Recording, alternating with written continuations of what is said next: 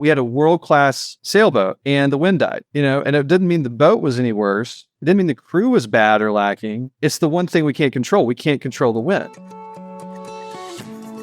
Southwestern family of companies welcomes you to the Action Catalyst. With each episode, our diverse and amazingly accomplished guests share their insights and inspirations to help us ignite our own. So let's invest attention together to breathe, to reflect and refocus, and decisively defeat that voice that we call Mr. Mediocrity. Then let's enjoy moving forward to make a positive difference in our world. On today's show, host Dan Moore is joined by Nathan Foy, an author, entrepreneur, and the founder of Fortis, a business honored by Inc. magazine that is one of America's fastest growing companies. Fortis provides tens of thousands of secure trips in over 100 countries each year to clientele worth more than $500 billion, and offers ground transportation to more private jet owners than any other service in the world. Nathan's first book, What Rich Clients Want, But Won't Tell You, translates the Fortis experience into a business model anyone can recreate. We hope you enjoy. Nathan Foy, welcome to the Action Catalyst. Thank you, Dan. It's great to be with you. I think our paths crossed over 20 years ago when you were part of the Southwestern Advantage summertime program. So to see you now, like me, a little grayer, a little wiser, a little more established, it's wonderful. And so excited about all the success you've had with Fortis. And we're looking forward to hearing all about that. You said gray hair and wisdom. 1 out of 2 ain't bad.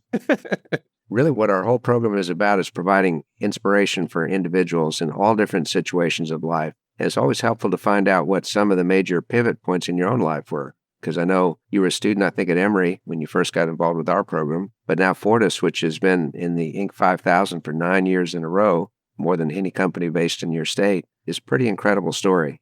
Well, first, let me say, Dan, it's an honor to speak with you because that college experience that I had, I could point to many different instances. Your challenge 1 year to treat college like a job from 8 to 5 and either be in the library or in class or doing campus work. I took that challenge and I did that. And it's a privilege to talk to you about that. When I was a bookman, my second year, I didn't give it 100% my first year. Mediocrity was sitting on my shoulder talking to me quite a bit. I listened to him a lot more the first summer. The second summer, I really felt convicted that no matter what the result of that second summer was, I would give 100% and just see what that actually looked like. And so it was a South Texas summer. Mexico was having wildfires. I had a 0 day at 5 o'clock in the afternoon. I hadn't sold anything. And all I wanted to do was go to a mall and get a milkshake. I read my note that I wrote myself about my commitment. And I said, look, I can't control that. I can just control that I just do what I said I'm going to do and work the hours I said I was going to work. That evening, I had the best day I ever had up to that point. I was number 1 in my organization that week. And that day, I always say, if I had sloughed off that day, I think my life would be different. I think it was that important to dig down deep and see if I could truly give 100% to kind of test my mettle, frankly, to see if I could even become an entrepreneur. And Southwestern was kind of a proving ground for me for that. Everybody has their milkshake moment. And you made a decision to go back into the jaws of defeat, and so to speak, and salvage a fantastic day. Well done. Well, thanks. I had a lot of great people around me that helped to inspire me to do just that. After college, I started Fortis as a prepaid taxi cab card for college students. This was in 2000, and the prepaid meal cards or prepaid phone cards, especially for young people, were all the rage. And I thought, well, there ought to be a prepaid transportation card. So I sent a letter to the incoming freshman parents at Emory and said, hey, I've got this card and I've got a local taxi cab company that'll accept it. I got a little bit of a response on that. I think I had 9 signups off of 1 mailing. And so I raised money from friends and family. I think there's about 18 to 20 Southwestern alumni that are investors in Fortis from the spring of 2001. And all of that money was geared to the fall move-in season of 2001 because the kids don't have any money. You've got to sell to the parents when they move their kids into school. And so we had a network of cab companies up and down the East Coast in major U.S. cities like Boston, Philly, New York. And it was going reasonably well. And then 9/11 happened and the bottom fell out.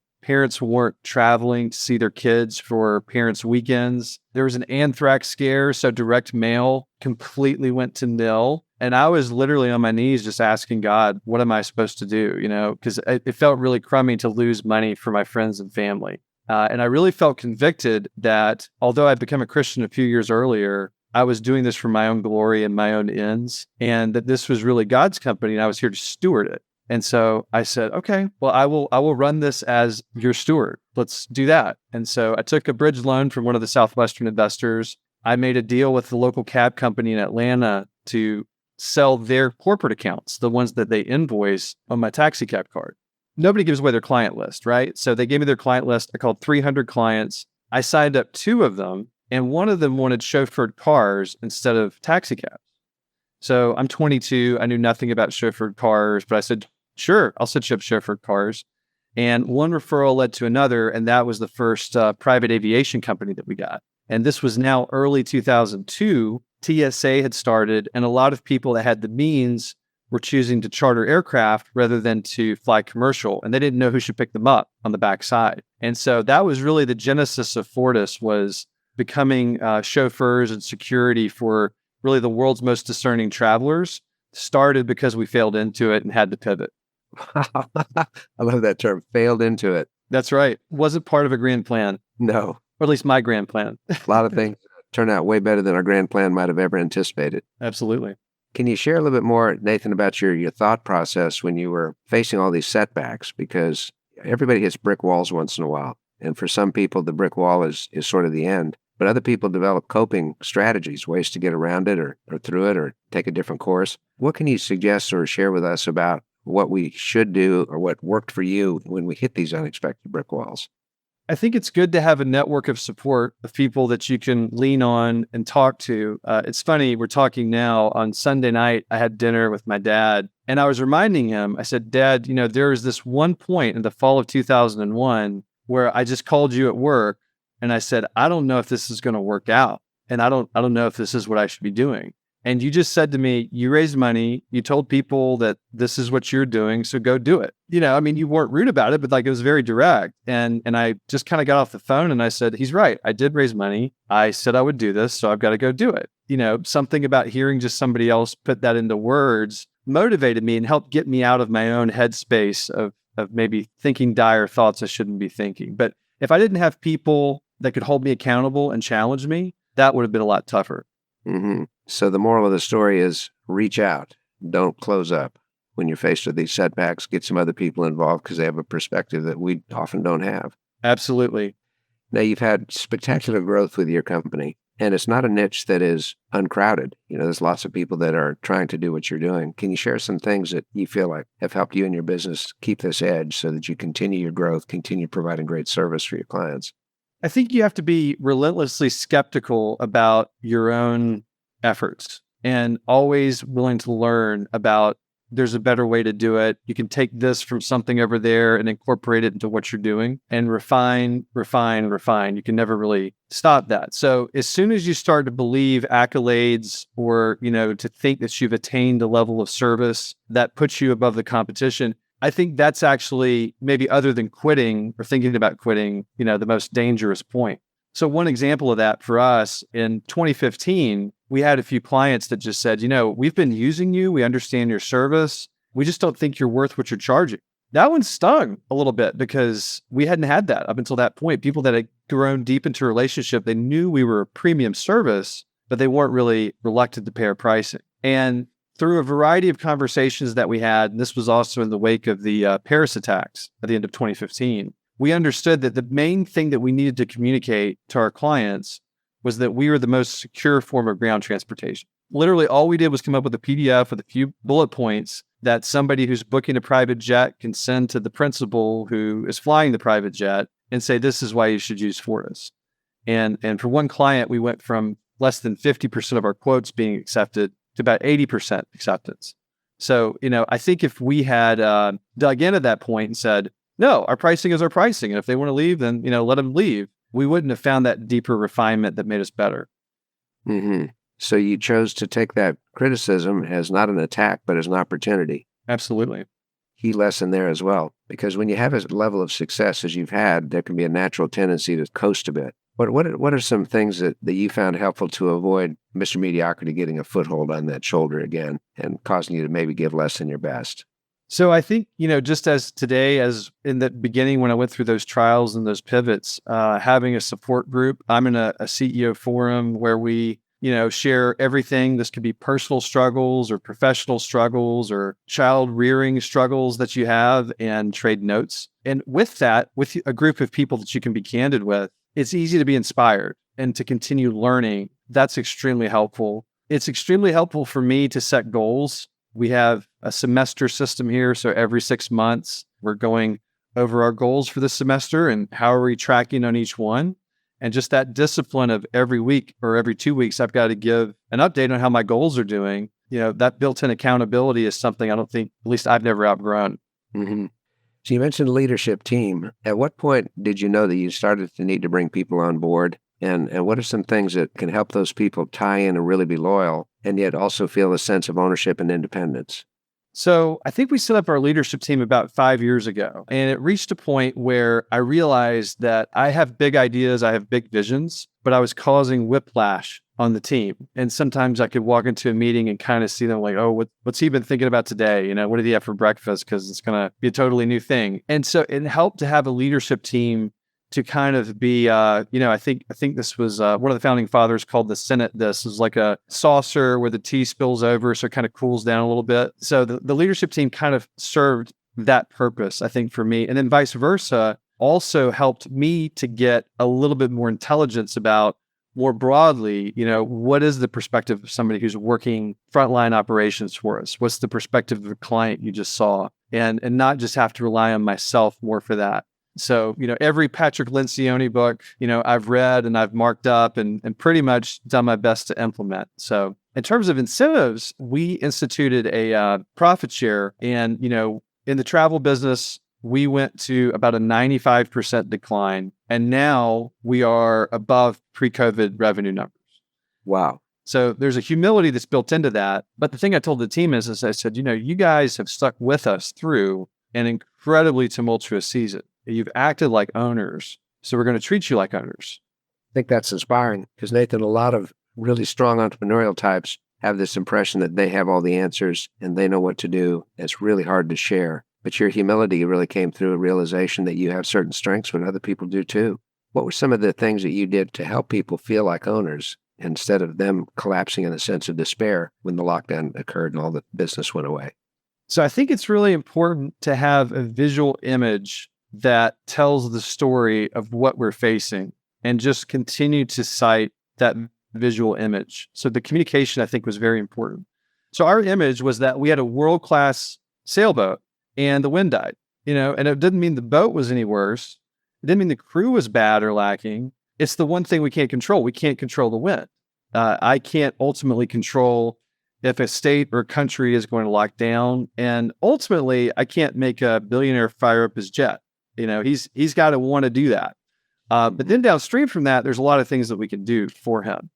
And so that metaphor, I think, just kind of helped us align, because a super basic point I've learned is that if you don't capture the narrative is crafted for you and it never cuts in your favor. You have to find that illustration, I think, that people can kind of latch on to. We were completely candid. We've always been more or less an open book company with our financials. We were upfront about, this is the reality. This is what we're facing. In Good to Great, I think he talks about the Stockdale paradox of, a focus on optimism, which Admiral Stockdale had when he was in the Hanoi Hilton, but also a steely-eyed resolve on what the situation really is and holding those two in tension. And so we did that. And then practically when we were down 95% volume, we used our network to do nurse rides in New York. We had chauffeurs that had nothing going.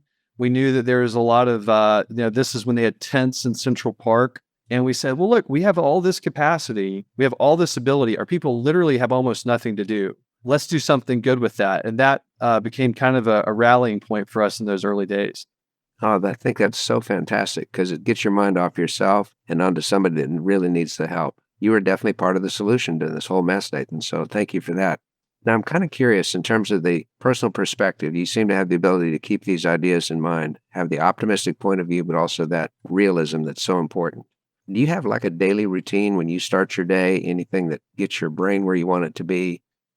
So I usually am the first one awake in my house. And so I will get up and I do a quiet time of prayer and Bible reading. I know another guest that you've had was Michael Hyatt. I am a fan of his full focus planner.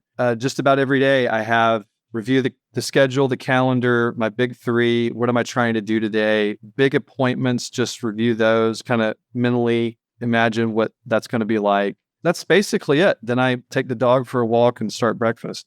I think that's perfect. The dog will not wait beyond a certain point anyway.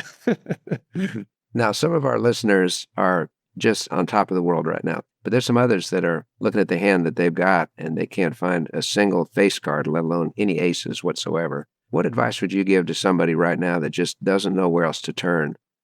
I think that ultimately knowing your purpose of why you work. And, in our company, we have a vision statement on our wall, and it says that we are creating a legendary level of service for secure private travel. And then we have 5 display cases underneath that, tangible reminders of what that actually is. So probably to the 20-year-old me, that would seem cheesy, but I need that. And it's in our lobby, and every day I go out, I see that, and it reminds me, this is why we do what we do. And this is examples of that. And I think you have to really know, it can't be money, it can't be fame, it can't be beating your competitor. Those things will all just kind of fade away at a certain point and not have any meaning to you. So I think you have to really know why you're doing what you're doing. Just like my second summer of selling books, my purpose that summer was to give 100% and to prove to myself I could. And then if I sold 5 books all summer, if I had done that, I was a success.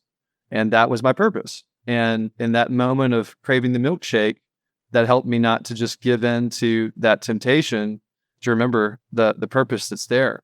And then I think too, it's always good to have a bias towards action. I'm a firm believer in routines. And, even if some days when you work out, maybe you don't feel like working out that day. And, sometimes if you put on your gym clothes and go to the gym and you just do a little bit of your normal routine, and maybe you didn't even do everything you wanted, but just you did that. Okay, I said I was going to go to the gym and do that today. I did that. It just helps to take the focus off yourself to have a routine that you can hang your hat on. Mm-hmm. And even if you're not too conscious at the start of the routine, consciousness comes as we get into it. Absolutely. Well, Nathan, this has been so inspiring to me to hear your story, to see how things have developed for you, and above all, the important work that you do, because secure travel is top priority for so many people, and business wouldn't happen if not for what you do. Thank you for that mission, but also thank you for the lessons that you've shared and the good that you do in the world. Well, thank you, Dan. Again, you and Southwestern are part of that. One of the reasons I started Fortis is I did the career planning exercise that I was taught to me of doing a bracket of all the different things you're looking for in a career. And that led me to doing what I'm doing. So thank you, not just for this chat, but for your influence. Well, you're very welcome. Thank you again, Nathan, and please keep up the great work. We are so proud to associate with you and grateful for what you shared with everybody today. Thank you, Dan. If you enjoy this podcast, please make sure to subscribe. And to stay updated on everything that the Action Catalyst is up to, make sure to follow us on Facebook and Instagram at Action Catalyst Podcast and on Twitter at Catalyst_Action. And thanks for listening.